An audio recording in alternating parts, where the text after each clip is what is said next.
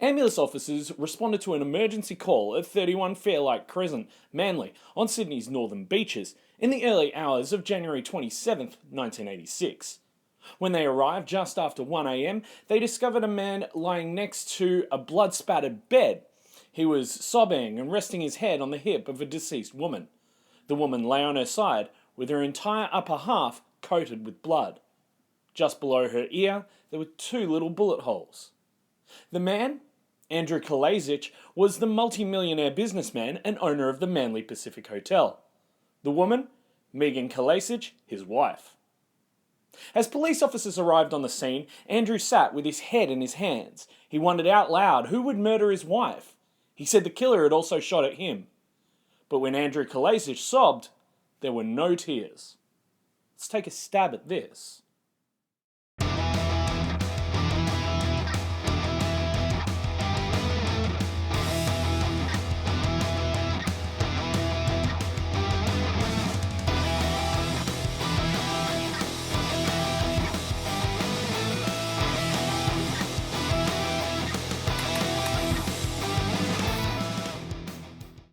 Hi mates, and welcome to Something About Murder. I'm Jay Something, and every week I bring you a couple of cases from Australia's true crime history.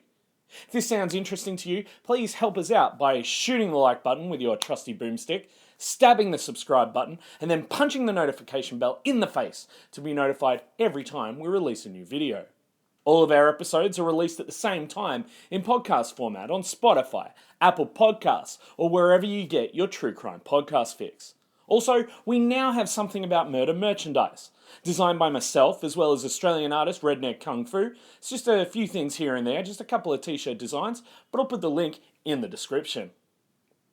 In the mid-1980s in Sydney, Andrew Kalajzich was living the good life.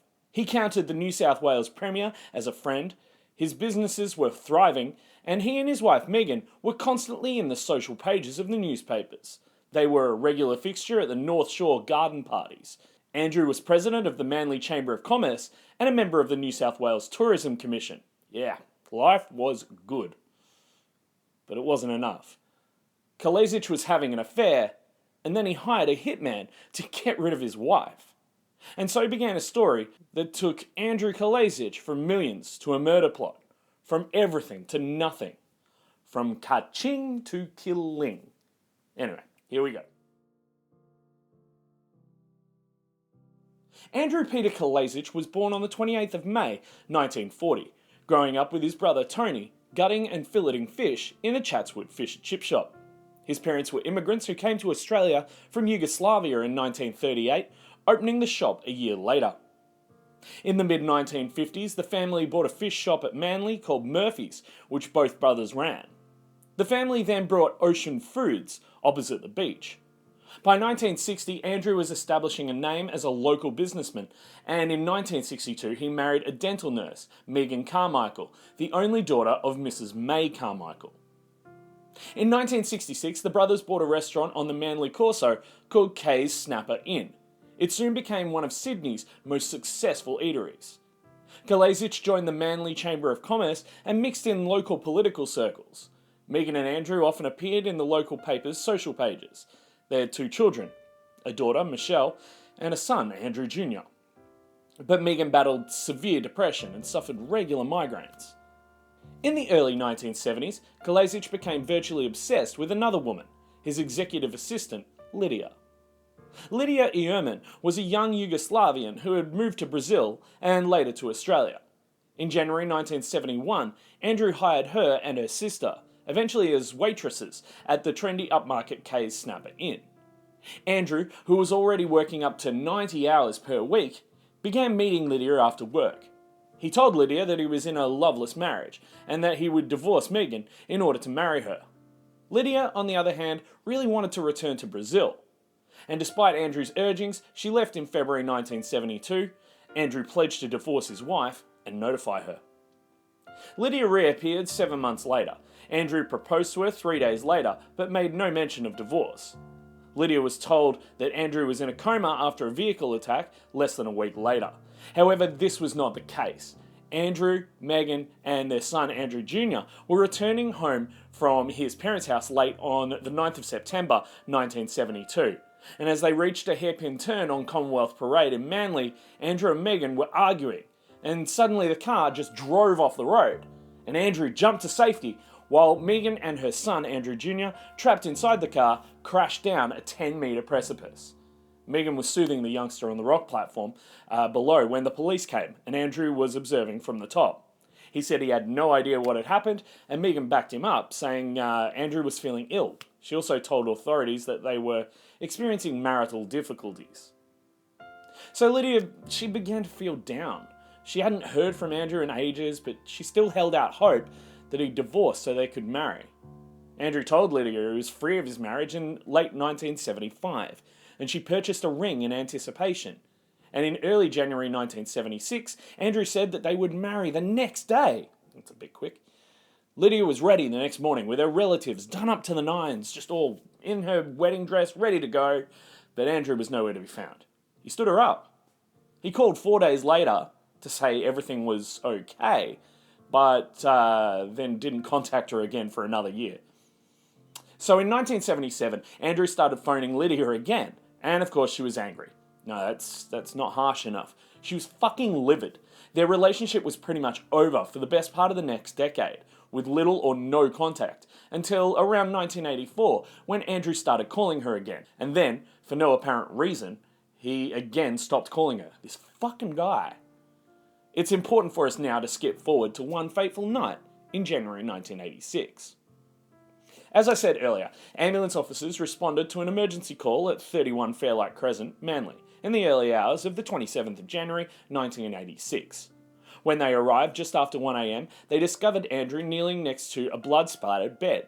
He was sobbing and resting his head on the hip of Megan Kalezich. Megan lay on her side with her entire upper half coated with blood, and just below her ear there were 2 small bullet holes. As police officers arrived on the scene, Andrew sat with his head in his hands. He wondered out loud who would murder his wife, and he said the killer had also shot at him. But when Andrew sobbed, there were no tears. This guy went full fucking crocodile. Detective Sergeant Bob Inkster arrived at Fairlight Crescent at 1:50 a.m. Inkster was a Northern Beaches resident, so he recognised Andrew even though he had never met him or his wife. He did, however, remember that she'd been assaulted by home invaders a fortnight earlier, and that Andrew had been, let's say, difficult during those investigations. At 5 a.m, Detective Sergeant Bob Richardson took Andrew's statement for what happened that night. As Richardson listened, he felt uneasy. Somehow, Andrew's emotions didn't seem genuine. Andrew was troubled by questions, and he said he couldn't think of any reason for the shooting. Megan held no life insurance policy. In the meantime, Detective Sergeant Inkster had gathered his reports on the killing, and there were a lot of questions he wanted answered. Andrew said that he'd covered Megan with his pillow after the shooting to hide the blood from his mother-in-law May, who also lived at the Fairlight Crescent house. Yet the pillow did not appear to have been moved. And how could Andrew not have heard or seen anything before or after the shooting? To get the gun 10 centimetres away from Megan's head and fire 2 shots, and this is what ballistics reports indicated had happened, the killer had to walk around Andrew, then run back past him, and also firing the 2 shots which missed him to leave the room. That's some magic bullet bullshit. And so Detective Sergeant Richardson reenacted the crime scene. The killer must have been standing beside Megan when shooting, and given that there were no shots heard, had probably used a silencer. It was likely, Inkster decided, that the killer had been helped by someone inside the house, or had a key. 4 days after Megan's murder, one of the detectives working on the case, it's Detective Sergeant Kevin Woods, he received a call from George Canellis, a known crim informant. Canellis claimed to have been offered the job of killing Megan Kalezich. He said the murder was arranged by a man named Kerry Orrock. Canellis told Woods he thought his own gun had been used in the murder. Woods arranged for himself and Canellis to meet with Detective Sergeant Inkster. At the meeting, Canellis told the detectives that it would probably be in their best interests to investigate the movements of Warren Elkins, the manager of Dally's, one of Andrew's disco nightclubs at the Manly Pacific. Pieces were starting to fall into place. The old jigsaw pieces were snapping in. Warren Elkins was a sharp dresser who considered himself a bit of a ladies' man. He wasn't, but he considered himself to be. Elkins wasn't really a criminal, but he was a good talker, and he did have petty convictions for stealing when he was young. While working for the local council, Elkins met Andrew Kalajzich, who gave him a security job at the Manly Pacific. In late 1984, the partnership between Andrew and his brother Tony began to deteriorate, and so the hotel became Andrew's alone. At the same time, Elkins was ingratiating himself with Andrew. He was spying on other Manly Pacific staff and working at Dally's, the hotel's nightclub, and he was the only one Andrew trusted to know about an affair he was having with his executive assistant. Andrew was also guarantor for a variety of Warren Elkinson's loans, one to buy a cool sports car, another for a fancy apartment. Essentially, Elkins was in Andrew's pocket. In June 1985, Andrew said he was being threatened and he needed an untraceable gun. Elkins took $1,000 in cash and returned the next morning with a .38 short-nosed handgun and a dozen bullets. Not good enough. Andrew said he needed a quiet gun. The next day, Elkins produced a .22 automatic rifle, and Andrew complained that the gun was too long. Elkins just sawed off the barrel and the butt, and then Andrew complained that the gun was too loud. Come on, Karen, get your shit together. Weeks later, Andrew told Elkins to get him a gun with a silencer because he needed to bump someone off. He asked if Elkins knew anyone who could do it. Elkins said no. Now, Andrew knew Elkins wanted the security contract for the Manly Pacific and slyly asked how much it meant to him. You know, one of those real gangster types. How much does this really mean to you? So off went Warren on an adventure. He started telling gun suppliers he was shopping on behalf of overseas interests with unlimited cash for a gun with a silencer. These are illegal in all states and territories, except South Australia, of course, so a bit difficult to get from legit suppliers, so Warren had no luck. Around this time, old mate Andrew started to threaten Elkins, saying he knew too much, and so Elkins contacted a man named Trevor Hayden. Elkins asked Hayden to track down a gun and a heavy who could use it. For $2,500, Hayden eventually produced a sawn-off .22 Sterling rifle with a silencer attached. It looked like a small handgun. So Elkins took it to Andrew and demonstrated its effectiveness by firing it into phone books. Andrew had a go, and then he turned and pointed the gun at Elkins. It was a scene from a bad 80s cop movie. He was warning Elkins never to double-cross him, and then he said he needed someone to pull the trigger. Okay. Elkins asked Hayden, who suggested his flatmate Bill Vandenberg. Hayden said Vandenberg knew someone who could break bones. Vandenberg was a timid, animal-loving man, a bit of a drifter. When he had $500 stolen, he asked his friend Kerry Orrick, who moonlighted as a private investigator in the Newcastle district, if he knew any heavies. Orrick said he knew George Canellis, who'd put a bloke in hospital for 6 months. Vandenberg told Hayden he was going to get the thief sorted out. Hayden asked if his new contact would be into killing someone. Before Vandenberg had the chance to do anything, Elkins turned up. He said he wanted someone rubbed out and was willing to pay $10,000. George Canellis was 43, taut, muscular, Mediterranean in appearance. He loved guns, and people came to him when they wanted someone scared or hurt. In 1978, he'd been charged with the murder of a man who had killed his son. He pleaded guilty to occasioning actual bodily harm and served 2 years. On release, Canellis moved to Kurri Kurri, near Newcastle, driving trucks and doing odd jobs. He owned a second-hand cut-down Sterling .22 rifle with a silencer, using it to take potshots at dogs that ransacked his garbage. Kerry Orrick was one of Canellis' few friends in the area, and so just before Christmas in 1985, Orrick asked Canellis if he was interested in a knock job. Canellis said he was, for 30 grand, or 25 grand if the gun was supplied. They called Vandenberg, who said the fee was $10,000. Canellis wouldn't budge. By late 1985, Elkins had taken over the security contract for the Manly Pacific. In early December, he met Vandenberg and told him Canellis' price to commit murder. When Elkins passed on the message, he was surprised to hear Andrew say that he would pay the $25,000. Canellis told Vandenberg that he wanted $5,000 up front. He also wanted to see the gun. Vandenberg called back to say the money and the gun would be waiting for him. He also asked if the fact that the target was a woman made any difference. It didn't. Andrew gave Elkins $25,000 and the sawn-off .22 Sterling.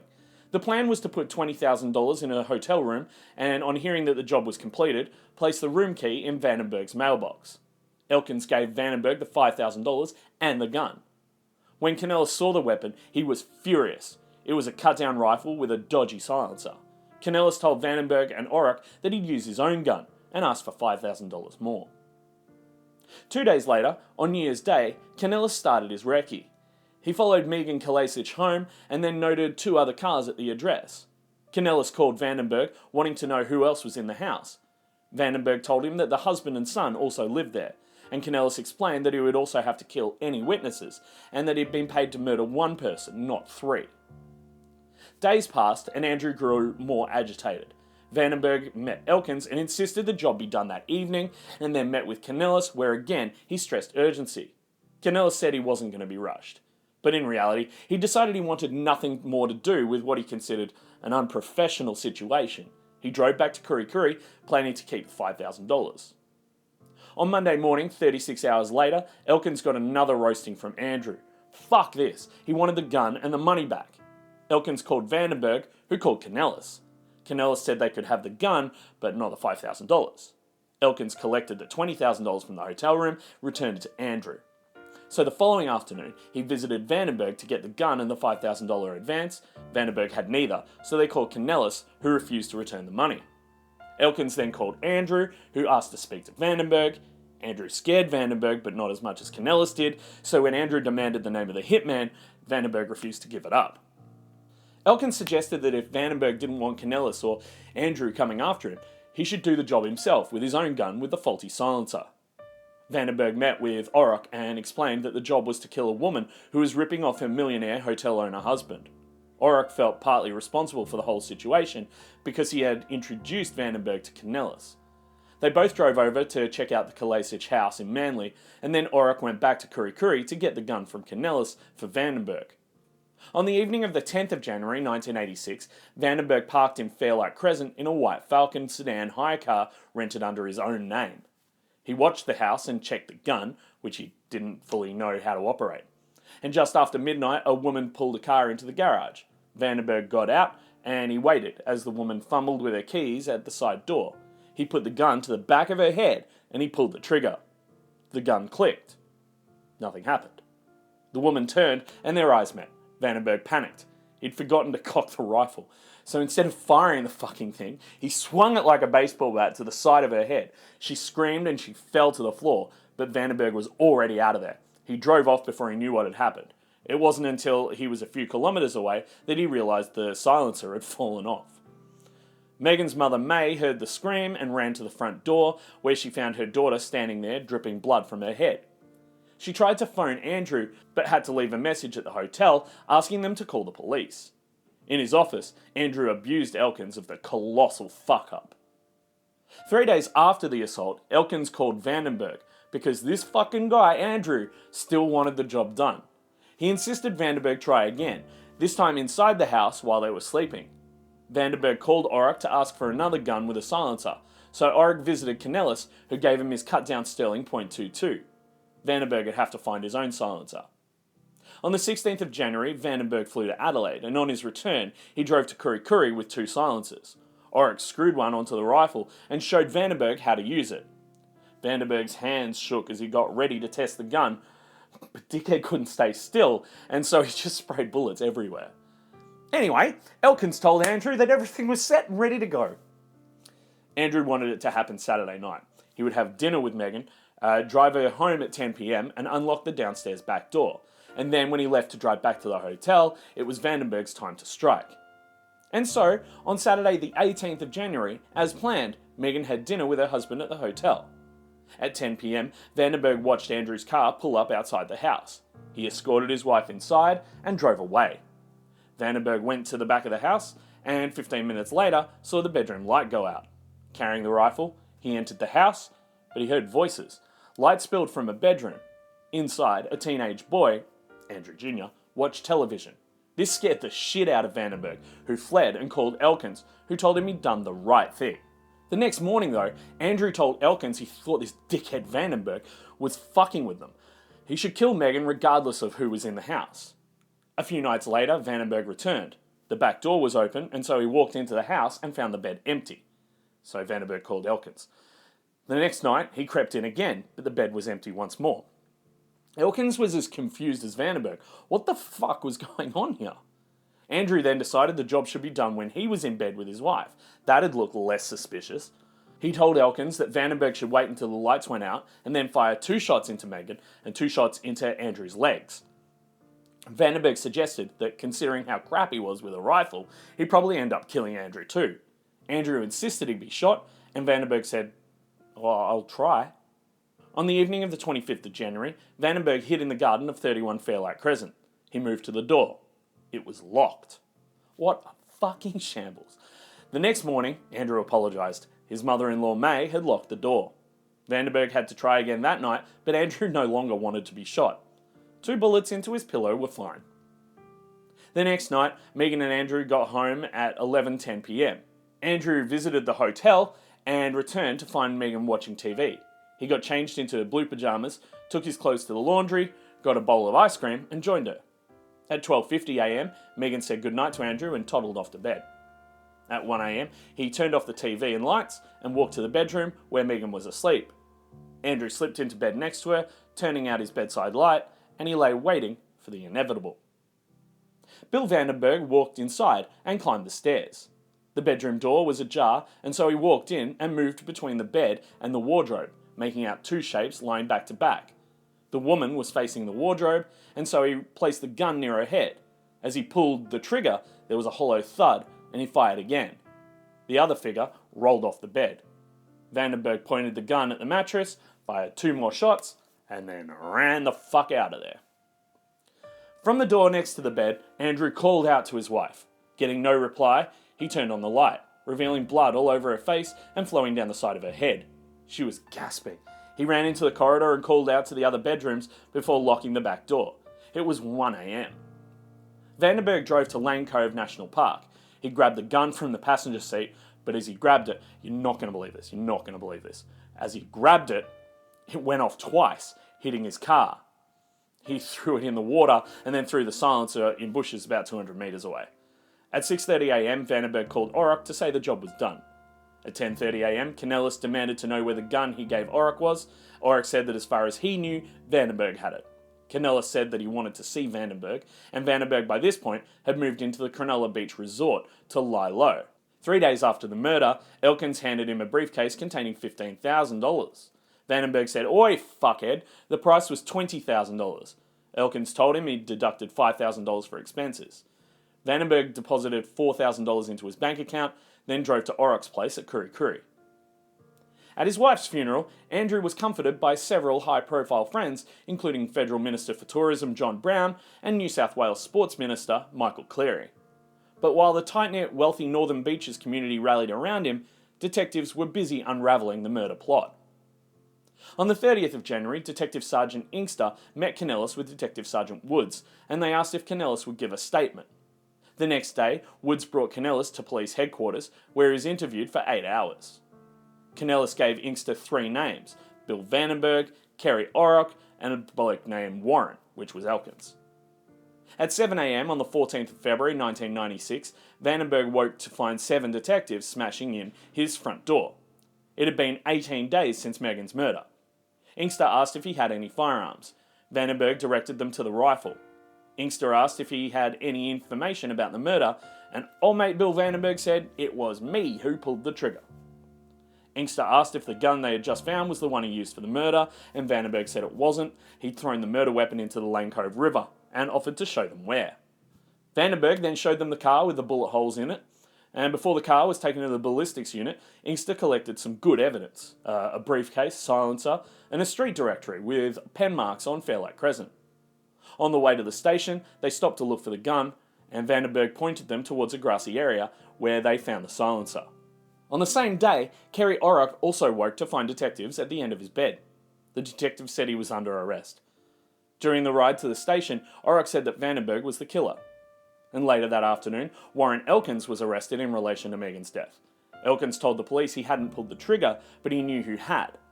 And during his interview, Elkins said he worked for Andrew Kalajzich, telling detectives that his job was to make sure everything ran smoothly.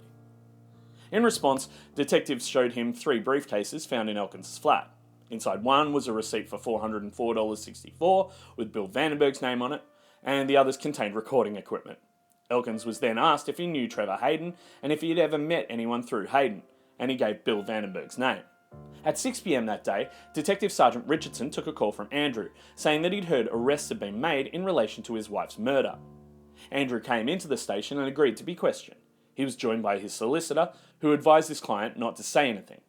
Richardson produced a search warrant for the hotel, and as the search was being carried out, Andrew was charged with Megan's murder. But a month after the killing, Inkster still had no motive. Then he was pointed in the direction of proof that Andrew's marriage was unhappy, Lydia Ehrman. On the 18th of March, Inkster visited Lydia, who admitted to her relationship with Andrew. Inkster asked about letters Andrew had sent her in Brazil, and Lydia produced all 69 of them. Nice. After reading the letters, he started to become clear to Inkster. Andrew was lovesick, desperate, and arrogant. The car accident in September 1973 happened in the month after Lydia had returned from Brazil. Inkster went over the reports and wondered about Megan's behaviour. Did she say nothing because she was scared, or because she couldn't believe her husband had tried to kill her and their son? Kalajzich, who owns the Malney Pacific International Hotel, was arrested on Friday after police obtained a confession from a man who says he fired 2 shots into Mrs. Kalajzich as she slept. The committal hearing opened on the 7th of July 1986 before Magistrate Greg Glass. On the third day, Lydia Ehrman told the court how Andrew had promised to marry her in 1976 and how he had stood her up, saying that they rekindled their affair in 1982. Andrew Peter Kalazjich appeared in court today, charged with the murder last month of his wife. On the 25th of July, Glass determined that Vandenberg's statement admitting firing the fatal shots was not admissible evidence against Andrew. For the case against Andrew to go further, the prosecution would have to produce evidence that he had committed the offence. Inkster was disappointed. He discussed the case with the prosecutor, who decided to ask the Attorney General to consider an ex officio indictment against Andrew. This meant they could take him to trial without the committal finding enough evidence. Bill Vandenberg was Andrew's biggest threat to his freedom. The night after his release on bail, Andrew told Elkins, who was also out on bail, to offer Vandenberg $40,000 plus a home unit in Perth to keep quiet. On the 24th of August, Vandenberg called Elkins, who recorded a mock conversation designed to indicate that Vandenberg had implicated Elkins and Andrew because he was under pressure from other unnamed heavies. Andrew was unimpressed. He wanted Vandenberg to make a statement, and Vandenberg had no intention of doing so. On the 1st of December, nearly a year after Megan's death, Inkster received a message asking for him to contact Bill Vandenberg. He'd had enough of being pressured for a statement. The next day, he spent 5 hours telling Inkster and Richardson everything he knew about the murder plot. He made a statement, he signed it, and he said he wanted to plead guilty and give evidence for the Crown. And I just went over and I leaned down the rifle and pointed the rifle towards her head, and I just pulled the trigger twice. I didn't think I had a choice. I didn't feel that I had any choice at all, not if I wanted to live. On the 17th of December, Inkster arrested and charged Elkins with conspiring to pervert the course of justice and conspiring to murder Vandenberg. The next day, an indictment for Andrew's arrest of murder was filed and a warrant for his arrest was issued. At 8 p.m, Inkster arrested Andrew. The next day, Andrew was granted $200,000 bail. On the 31st of December, Elkins said he would talk and applied for immunity. On the 22nd of May 1987, Elkins was sentenced to 10 years with a non-parole period of 5 years for conspiring to murder Megan Kalezich. 6 days later, Bill Vandenberg was sentenced to life. 2 days after that, extra charges were laid against Kerry Orrock and Andrew Kalajzich. On top of the conspiracy to murder charges, they both faced murder and attempted murder charges. The second committal hearing started on the 19th of October. As agreed, Vandenberg and Elkins both gave evidence for the Crown. Orrock and Andrew Kalajzich were committed to trial. It began on the 7th of March 1988, 2 years after Megan's death. Both Elkins and Kanellis had turns in the witness stand, with Elkins arguing that he was only operating on Andrew's instructions, and Kanellis saying he'd pulled out of the job because it was a monumental fuck-up. On the 12th of April, Vandenberg describes the early hours of 27th of January and how Andrew had rolled off the bed as agreed. Under cross-examination, Vandenberg said he knew nothing about weapons, had never owned a gun, and until 10 days before Megan's murder, had never fired one. The jurors retired to consider their verdict, and a day or so later, each of the men was found guilty of all 3 charges against them. Andrew Kalajzich was sentenced to 14 years for conspiracy to murder, 12 years for attempted murder, and life for the murder of his wife. Kerry Orrock was also sentenced to life imprisonment for his part in the murder of Megan Kalezich. On the Saturday after the sentencing, Bill Vandenberg took a handful of sleeping pills and hanged himself in his cell from sheets torn from his bed. Bye-bye, Bill. In 1992, both of Kalajdzich's children said that they didn't believe their father had killed their mother. I'm not 99% sure, I'm 100% sure that he couldn't have done it. I couldn't ever imagine him lying next to my mother, and have someone come in the dark and take a couple of shots, No way. In November 1996, Andrew Kalajdzich's life sentence was changed to 28 years imprisonment with a minimum of 25. Also that month, Kerry Orrock was released on condition that he give evidence against Andrew in a further charge of conspiracy to pervert justice relating to the murder of Megan Kalezich, which was eventually dismissed. And around the same time, Andrew was stabbed in the stomach by another inmate at Lithgow Jail. The wound nearly killed him. In 2001, the whole saga was turned into an Australian movie with Zoe Carides, Martin Sachs and Colin Friels. The movie was called My Husband, My Killer, and was released to fairly tepid reviews. In fact, it's shit.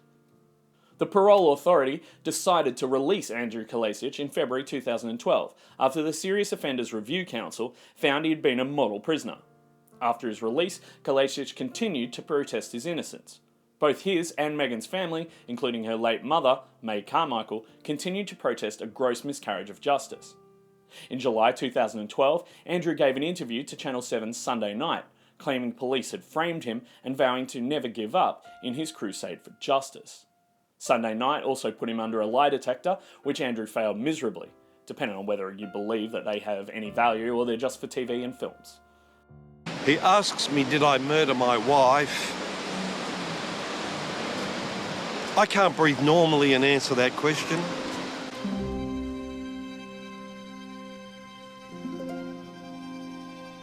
Was I the perfect husband? Maybe not. I was in love with 2 women at one time. If you want to put me in jail for that. If that's a crime, put me in jail for that. But for murder, no. I did not commit a murder.